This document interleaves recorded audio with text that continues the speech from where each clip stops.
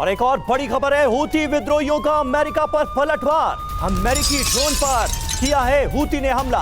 अल Hudaydah के ऊपर reaper drone पर अटैक किया गया।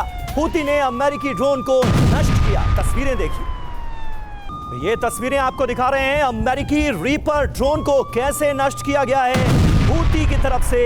ये तस्वीरें कैमरे में कैद हुई हैं। टीवी 9 भारतवर्ष पर इस हमले की एक्सक्लूसिव तस्वीरें आपके सामने। और एक और बड़ी खबर आपको बता दें, अमेरिका ईरान के बीच टेंशन और ज्यादा बढ़ गई है। ईरान पर हमले की तैयारी कर रहा है अमेरिका।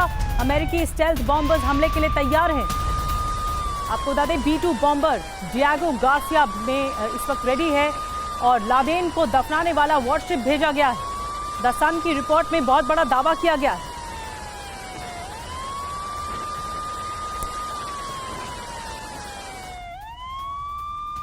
और आइए अब आपको बताते हैं कि अमेरिका की मंशा क्या है। डोनाल्ड ट्रंप की ईरान नीति महायुद्ध की घंटी कैसे बजा रही है। अमेरिका की तैयारी का जहां तक सवाल है, 6 B-2 न्यूक्लियर बॉम्बर हमले के लिए बिल्कुल रेडी मोड में। 5 52 बॉम्बर्स भी हमले में शामिल हो सकते हैं। F-35 का एक और स्क्वाड्रन मिडिल ईस्ट में तैनात कर दिया गया है। USS कार्ल विंसन को फारस की खाड़ी में डिप्लॉय किया गया है। USS हैरी ट्रूमैन युद्धपोत की भी की गई है तैनाती। द सन के हवाले से यह बड़ी खबर सामने आ रही है। USS कार्ल विंसन का जहां तक सवाल है, अमेरिका के बड़े मिशन में यह शामिल रहा है। 2011 में ओसामा बिन लादेन को दफनाने का इसने काम किया। Operation desert strike, Iraq freedom में यह शामिल रहा।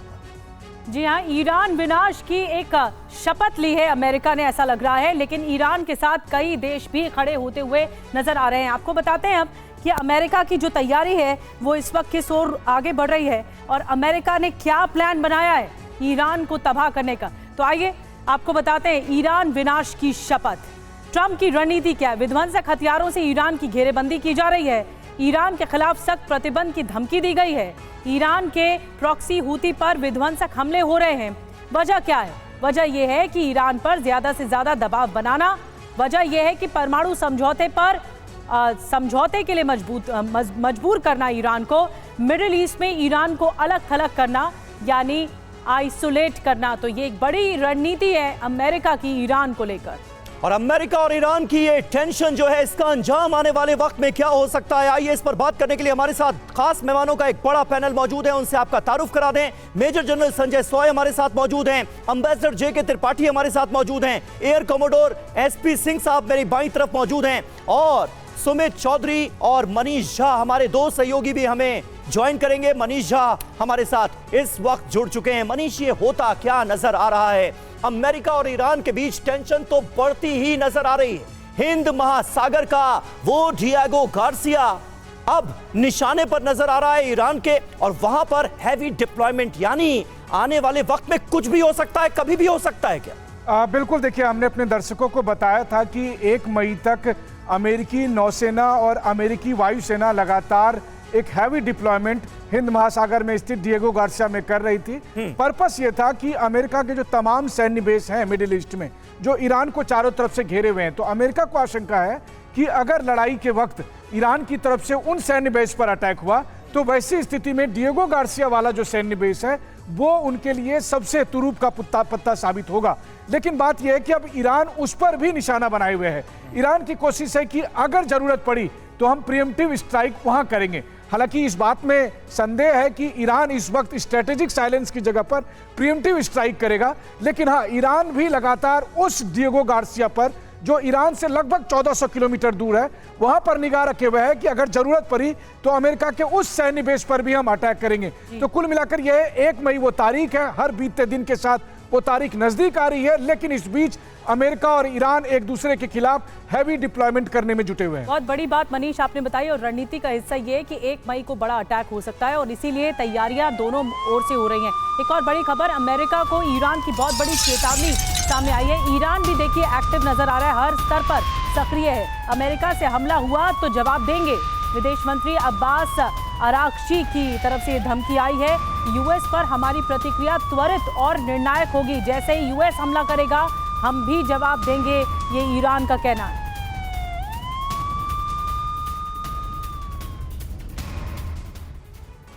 तो देखिए, अमेरिका के मौजूदा रुख को देखते हुए ईरान के तेवर भी बहुत तल्ख, बहुत सख्त और अग्रेसिव नजर आ रहे हैं। ईरान की तरफ से बार बार यह बताने की कोशिश है कि हम भी पूरी तरह से तैयार हैं और जवाब करारा दिया जाएगा। ईरान की युद्ध की तैयारी क्या है? पहली धमकी, प्रतिक्रिया त्वरित और निर्णायक होगी, ये ईरान के विदेश मंत्री ने कहा है। अब दूसरी धमकी, हमें मारकर कोई भाग नहीं सकता, ये IRGC की तरफ से देखिए कहा गया है। जवाबी रणनीति क्या है?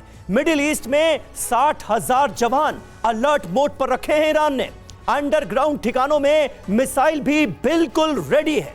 डिएगो गार्सिया, जिसका जिक्र अभी अभी हो रहा था, वहां पर हमले का प्लान है। मायने क्या है इसके? ईरान अमेरिका के सामने किसी भी हाल में झुकेगा नहीं। यह ईरान का रुख बिल्कुल साफ है, क्लियर है। जैसा हमला होगा वैसे जवाब की तैयारी की जा रही है। तो कुल मिलाकर आप देखिए किस तरह से बड़े हमलों की तैयारियां हो रही हैं। ईरान अमेरिका के बीच टेंशन बढ़ता नजर आ रहा है और आने वाले वक्त में कब क्या हो जाए इसका अंदाजा किसी को नहीं है। निधि, बिल्कुल समीर, और शुरुआत करते हैं चर्चा की। हमारे साथ संजय सोई सर मौजूद है। संजय सर, दो टूक आपका क्या कहना है? ये जो टेंशन एस्केलेट हुआ है ईरान और अमेरिका के बीच में, अब आगे क्या होगा? क्या वाकई डायरेक्ट युद्ध होगा? नहीं, बिल्कुल। देखिए, ऐसा है कि जब से ट्रंप आया है, प्रेसिडेंट ट्रंप ने इलेक्शन में ही कह दिया था कि मैं मिडिल ईस्ट में रशिया यूक्रेन में शांति करूं या ईरान को टैकल करूंगा ताकि मिडिल ईस्ट में परमानेंट शांति हो और गाजा के अंदर शांति हो। तो यहाँ पर देखा जाए तो जब उन्होंने कह दिया साफ के न्यूक्लियर डील पे आप साइन कीजिए, नहीं तो इसका अंजाम भयंकर होगा। दो तीन बातें मैं यहाँ हाईलाइट करना चाहूँगा। ईरान इतना मुखर क्यों है? ईरान इतना खुल के जवाब क्यों दे रहा है? देखिए, ईरान एक बड़ा देश है। ये हिजबुल्लाह, गाजा और हुथी जैसा नहीं है। इनके पास अपनी आर्मी है, एयरफोर्स है, एयर डिफेंस सिस्टम है। हालांकि जब कंबाइंड माइट होगी, दोनों की ताकत इजराइल और अमेरिका की होती है, उसके सामने ही टिक नहीं पाएंगे। लेकिन फिर भी एक बहुत बड़ा देश, ताकतवर देश होने के कारण एक उनकी अपनी ताकत है। दूसरी जो ताकत इनकी यहाँ पर यह है कि वहाँ हुथी और जो इनके बाकी एलिमेंट्स हैं, हिजबुल्लाह, हमास और हुथी ने रेड सी पर आतंक किया हुआ है। उधर पर्शियन गल्फ को कंट्रोल करने की कोशिश करेंगे। यही कारण है कि आप देखिए यूएस ने अपना एक एयरक्राफ्ट कैरियर पर्शियन गल्फ की तरफ लगाया और यहाँ पर रेड सी की तरफ भी इन्होंने अपनी डिप्लॉयमेंट बढ़ाई है और डिएगो गार्सिया बढ़ाई है। तीसरी बात जो ये है कि इनकी जो रशिया के साथ डील साइन हुई है, पीस अकॉर्ड जो साइन हुआ है जनवरी में, अभी वो उसका बहुत फर्क पड़ रहा है कि रशिया भी आज खुल के कह रहा है कि अगर इनके ऊपर हमला हुआ तो हम इसका साथ खड़े हुए, ईरान के साथ खड़े हुए।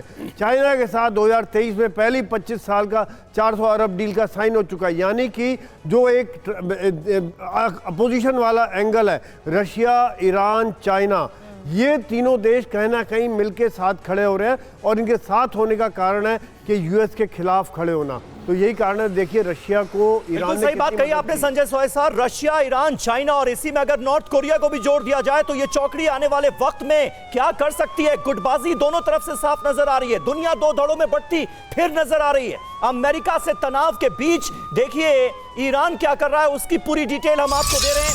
लेकिन फ्रांस भी अब धमकाता नजर आ रहा है, ईरान को चेतावनी देता हुआ नजर आ रहा है। जी हां, बात सिर्फ अमेरिका तक सीमित नहीं है। फ्रांस के विदेश मंत्री जीन नोएल बैरोट ने धमकी दी है। क्या कहा है देखिए, कूटनीति के लिए समय बहुत कम बचा है। ये फ्रांस की तरफ से ईरान को धमकाया जा रहा है और कहा जा रहा है कि अगर एटमी डील नहीं हुई तो टकराव तय है। तो अमेरिका के साथ साथ फ्रांस भी धमकाता नजर आ रहा है ईरान को और एटमी डील के लिए दबाव बढ़ाता दिख रहा है फ्रांस।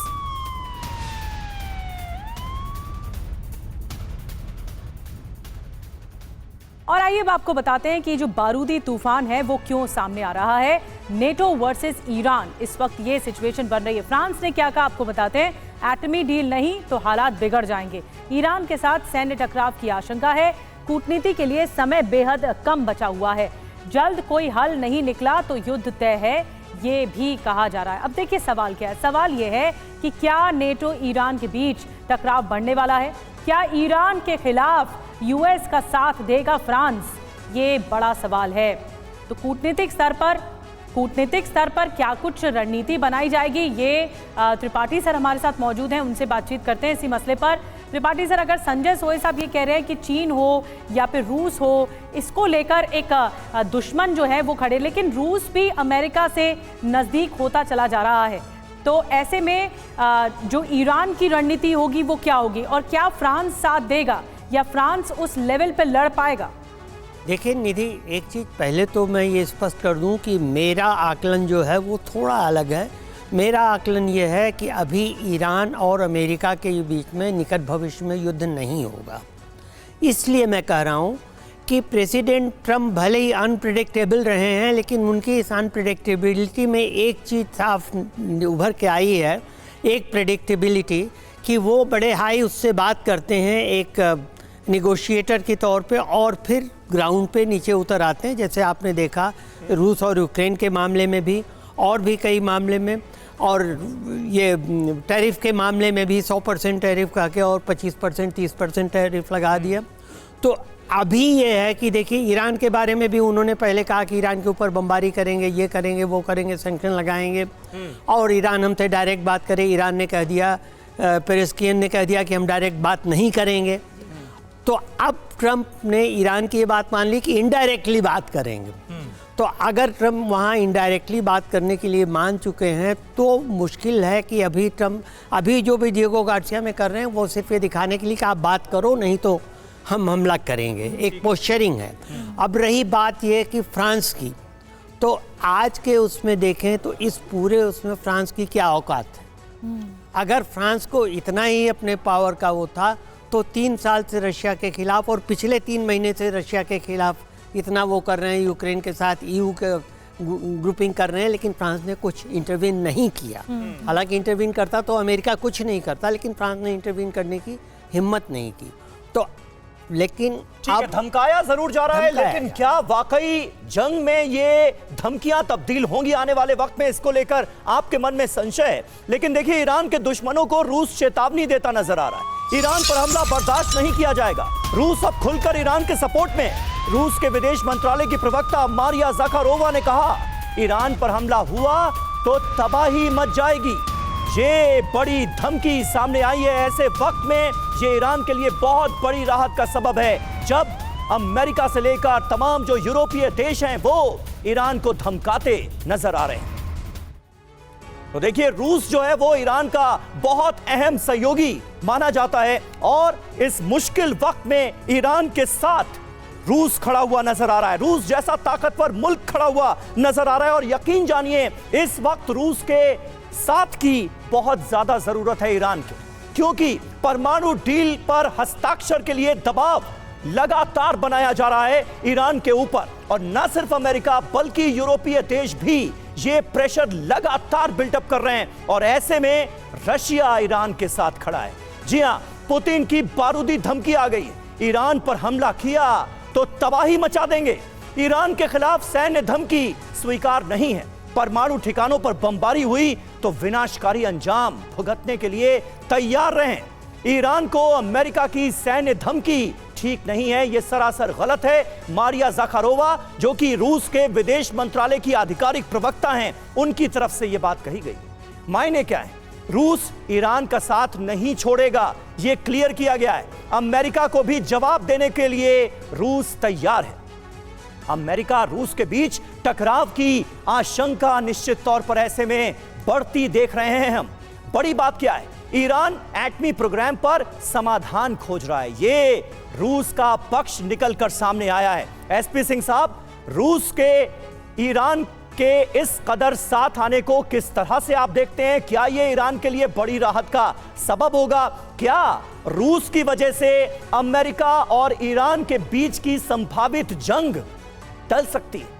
बिल्कुल, देखिए जो रूस का जो स्टैंड है बिल्कुल ठीक है उनकी तरफ से। बिकॉज जब ये यूक्रेन रशिया वॉर जब थी तो पूरी ड्रोन्स की सप्लाई सारी ईरान से उनको मिली, जिसके कारण वो सस्टेन कर पाए। इवन अमेरिका सपोर्ट के बाद भी यूक्रेन की उसमें रशिया अपनी वॉर सस्टेन कर पाया और अचीव कर पाया। तो उनका एक जिसे कहते हैं एथिकल अंडरस्टैंडिंग उन दोनों के बीच में। अब एक दूसरे सपोर्ट में खड़ा होना उनके लिए ज़रूरी है। जैसे भी सोई सर ने कहा था कि चाइना भी उनके साथ है और शायद नॉर्थ में जो कोरिया वो भी उनके साथ आएगा। तो ये देशों का जो गुट ऑलरेडी बन चुके हैं, अब इनका एक दूसरे का साथ देना ज़रूरी है अमेरिका की प्रभुत्व खत्म करने के लिए। तो अमेरिका की जो धमकी है ईरान को, उसको काउंटर करने के लिए रशिया का बीच में इंटरवेंशन बहुत ज़रूरी है, ताकि दोनों तरफ से बैलेंस किया जा सके इस डील को साइन करने के लिए। तो ये एक जो टेबल पर वन सेकेंड हम बात आते हैं, टेबल पर बैठ के जब बात करेंगे तो उसके साथ दोनों की तरफ से सपोर्ट होनी चाहिए। नहीं तो अकेला ईरान अगर अमेरिका अगेंस्ट खड़ा होता तो ईरान के पास ऐसा कोई एयरक्राफ्ट नहीं है जो जाके डीगो गार्शिया पर हमला कर सके। ना तो उनका एयर टू एयर रिफ्यूलर है, ना स्टेल्थ एयरक्राफ्ट है, और एयर डिफेंस जो डीगो गार्शिया में थर्ड सिस्टम लगा हुआ है उसके अगेंस्ट ईरान का कोई भी एयरक्राफ्ट, जो एयरक्राफ्ट है बड़े पुराने हैं, F-14 है, MiG-29 है, S-24 है, दैट्स ऑल। तो ये एयरक्राफ्ट केपेबल नहीं है जाके डीगो गार्शिया में हमला कर सके। लेकिन अमेरिका के पास ऐसे सारे एयरक्राफ्ट हैं जो पूरे ईरान पर डीगो गार्शिया से हमला कर सकते हैं। तो इनके कारण जो है एक मिलिट्री इम्बैलेंस जो है उसको काउंटर करने के लिए रशिया का साथ खड़ा होना ज़रूरी है। और आई थिंक जो त्रिपाठी से कह रहे हैं कि इनमें शायद वॉर होना बड़ी दूर की बात है, ये नेगोशिएशन ही होंगी। तो इस नेगोशिएशन में रशिया उसके पीछे खड़ा दिख रहा है, तो ये अच्छी बात है। फिलहाल तो सिंह सर जैसा कि आप कह रहे हैं कि धमकियों से ही काम चल रहा है और डराने की कोशिश हो रही है, उकसावे की कार्रवाई हो रही है ताकि एक दूसरे पर बयानबाजी दी जा सके। अभी अभी एक बहुत बड़ी खबर आ रही है। खबर यह है कि ईरान अमेरिका तनाव के बीच की बड़ी खबर है, इजराइल को और हथियार देगा अमेरिका। जी हाँ, अमेरिकी सीनेट ने हथियारों को मंजूरी दे दी है और सप्लाई होगी इजराइल को। इजराइल को मिलेंगे $8.8 बिलियन के हथियार। मनीष हमें और ज़्यादा जानकारी दे रहे हैं, हमारे सहयोगी।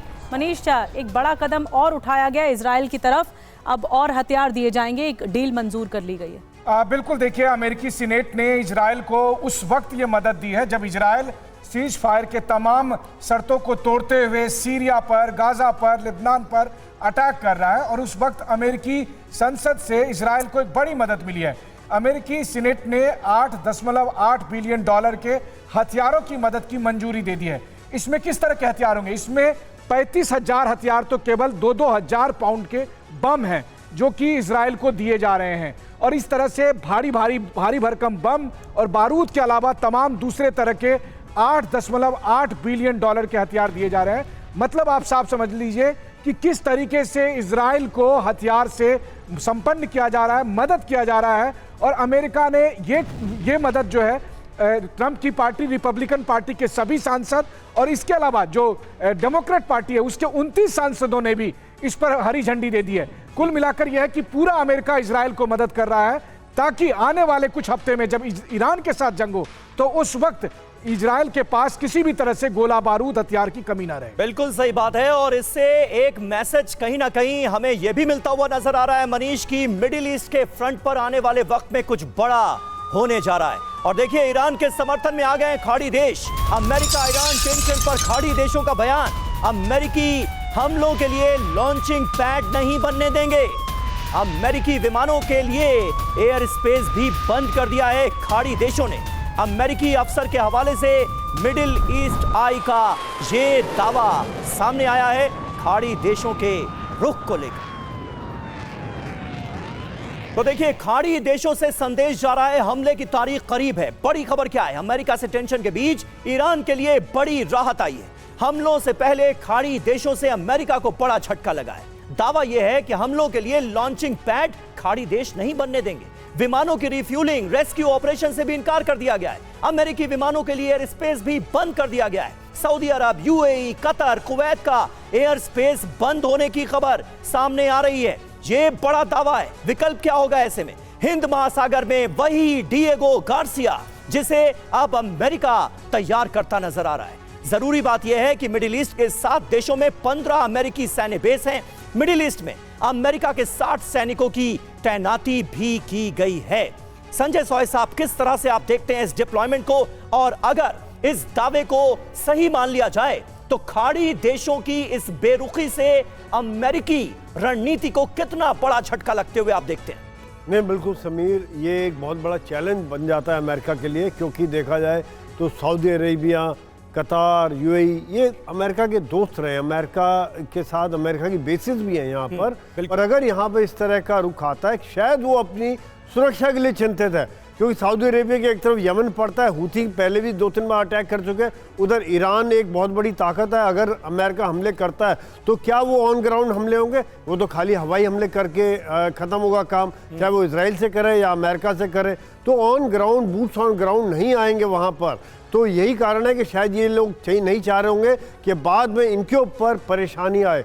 दूसरी बात यह है कि यही एक कारण ये भी हो सकता है कि जो इजराइल को एडिशनल मदद दी गई, कि इजराइल एक बेस बनता है वहाँ पर जो खुल के अमेरिका के साथ खड़ा होता है, क्योंकि आज इजराइल अगर लड़ाई लड़ पा रहा है वो भी अमेरिका के हथियारों की वजह से लड़ पा रहा है। तो एक इजराइल के द्वारा एक फ्रंट खुला रहेगा कि ईरान को वहाँ से, डिएगो गार्सिया से, इसके अलावा अमेरिका ने अपने एयरक्राफ्ट कैरियर वहाँ भेज दिए हैं। तो ये सब होने के बाद ही अमेरिका अपनी तैयारी बिल्डअप कर रहा है। जैसे मनीष ने बताया कि धीरे धीरे चाहे वो B-2 bomber, 52 bomber, aircraft carrier Persian gulf में, रेड सी में डिप्लॉय किए जा रहे हैं, सेना की बढ़ाया जा रहा है, ताकि जब इजराइल ईरान नहीं मानता है तब वो पूरी तरह से तैयार। एक बात मैं और छोटी सी ऐड करना चाहूँगा, हल्की सी, जो त्रिपाठी सर कह रहे थे कि जब ये जो डील हुई है जनवरी में, मुझे 1971 का युद्ध याद आता है। कई बार अगर दूसरा बड़ा देश साथ खड़ा होता है तो वॉर अवॉइड भी हो जाती है। जब अमेरिका का 7th फ्लीट भारत की तरफ आ रहा था, तब रशिया ने, इंडिया और रशिया की इसी प्रकार की डील साइन हुई थी। रशिया के सबमरीन और रशिया ने वीटो किया था। सर, तो सीधी बात आपने अच्छी बताई कि चौतरफा सक्रियता दिख रही है, हर मुल्क की दिख रही है, और इसे ही पोजिशनिंग कहते हैं। एक और बड़ी बात, अमेरिकी हमलों की आशंका के बीच ईरान की भी एक बड़ी तैयारी है। ईरान ने यमन से अपनी सेना वापस बुलाई है। हूती पर अमेरिकी हमलों के बीच ये बड़ा फैसला लिया गया। टेलीग्राफ की रिपोर्ट में ये दावा किया गया है ईरान को लेकर। तो ईरान की जंगी तैयारी है, लेकिन यमन से सेना की वापसी हुई है। इसके मायने क्या हैं? क्यों ईरान ये फैसला कर रहा है और क्यों यमन से अपनी सेना को वापस बुला रहा है? ये इसके मायने समझने की कोशिश करते हैं। थोड़ा डिटेल में आपको जानकारी देते हैं इस पूरी खबर को लेकर। दावा क्या है, पहले ये जान लीजिए। ईरान ने सेना को यमन छोड़ने का आदेश दिया। यमन में US हमलों के बीच ईरान का ये बड़ा फैसला है। हूती विद्रोहियों को सैन्य मदद देने से इनकार कर दिया। ईरान को US हमलों में जवानों की मौत का दरअसल डर सता रहा है। अब देखिए इसके मायने क्या है। अमेरिका के खिलाफ ईरान युद्ध की तैयारी में जुटा है। दूसरे देशों में तैनात जवानों को जंग में उतारेगा। US का पूरी ताकत के साथ जवाब देने का प्लान ईरान बना रहा है। सिंह सर, मैं आपके पास आ रही हूँ इसी सवाल के साथ। क्या ईरान ये चाहता है, एक छोटा सा जवाब इसको लेकर, क्या ईरान की ये रणनीति है कि बाकी जगह जितने भी डिप्लॉयमेंट है उसे वापस खींच लिया जाए ताकि US के साथ फुल फ्लेज तरीके से लड़ा जाए? बिल्कुल, देखिए ये तो नॉर्मल कॉमन स्ट्रेटजी। अगर आपको युद्ध की आशंका है तो आप अपने जो मैक्सिमम सपोर्ट आप चाहेंगे मेरे पास हो, उनको अदर डिप्लॉयमेंट से निकाल लिया जाए, ताकि उसमें प्रायोरिटी आपकी चेंज होती है। प्रायोरिटी अपने देश को बचाने की पहले आ जाती है, तो आप उसके लिए करेंगे। देयर इज़ नो डाउट, है बिल्कुल ठीक स्टेप है उनका। लेकिन जो मेन मुद्दा है इसमें है कि ईरान को भी ये बात मालूम है कि US के साथ अगर वॉर होती है, डायरेक्ट वॉर होती है, तो उसमें कहीं टिक नहीं पाएगा। मैंने अभी आपको कवर किया है कि जो US की सैन्य ताकत है उसके सामने ईरान की सैन्य बहुत ही कम है। उसको उनके जो अटैक है उसको पूरा सहन नहीं कर पाएगा। लेकिन जो रशिया सपोर्ट में दिखा रहा है वो एक बहुत बड़ी चीज़ है, उसको मानना पड़ेगा। रशिया जब सपोर्ट में आ जाएगा, जैसे सोई सर ने भी कहा कि जब एक बड़ा देश सपोर्ट में आ जाता है फिर अमेरिका को बुरा लग जाए। एब्सोल्युटली बुरा लगने की बात नहीं है इसमें ये नेचुरल अलायंसेज हैं जो अभी हो रही हैं।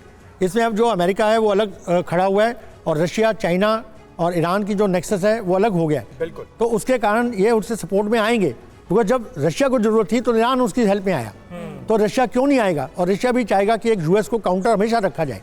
तो ये बड़ी शक्तियां आपस में एक दूसरे को काउंटर रखना चाहती हैं। यानी ईरान और रशिया के बीच की ये जो पार्टनरशिप है इसे आप मजबूत मान रहे हैं, और वो साफ तौर पर दिख भी रहा है रूस के रुख के जरिए।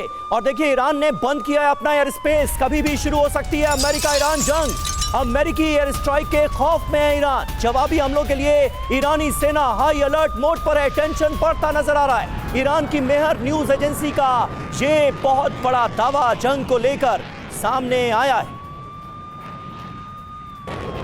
देखिए बड़ी खबरें इस वक्त आ रही हैं, बहुत तेजी से डेवलपमेंट होते हुए नजर आ रहे हैं। ईरान ने अपना एयर स्पेस बंद कर दिया है ऐसे वक्त में जब अमेरिका और ईरान के बीच टेंशन चरम पर पड़ता नजर आ रहा है। और डिएगो गार्सिया पर सबकी नजरें हैं। हिंद महासागर का वो इलाका, एक आइलैंड जैसा वो टापू जो कि ब्रिटेन के कब्जे में है, और यहां से अमेरिका पहले भी अफगानिस्तान और इराक में अटैक कर चुका है। वहां पर क्या होगा? ईरान पर कभी भी अमेरिकी हमला होने जा रहा है क्या? ईरान को अमेरिका के विनाशक हमलों का डर है। ईरान की तैयारियां पूरी नजर आ रही हैं। ईरान ने अपना एयर स्पेस बंद कर दिया है। हाई अलर्ट पर ईरानी सेना और इस्लामिक रिवॉल्यूशनरी गार्ड को।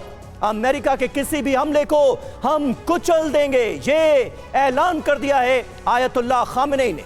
परमाणु समझौते पर बातचीत से इनकार करने पर अमेरिका भड़का हुआ है। ईरान के सैन्य और परमाणु ठिकानों को दहलाने की तैयारी में हैं अमेरिका और इजराइल।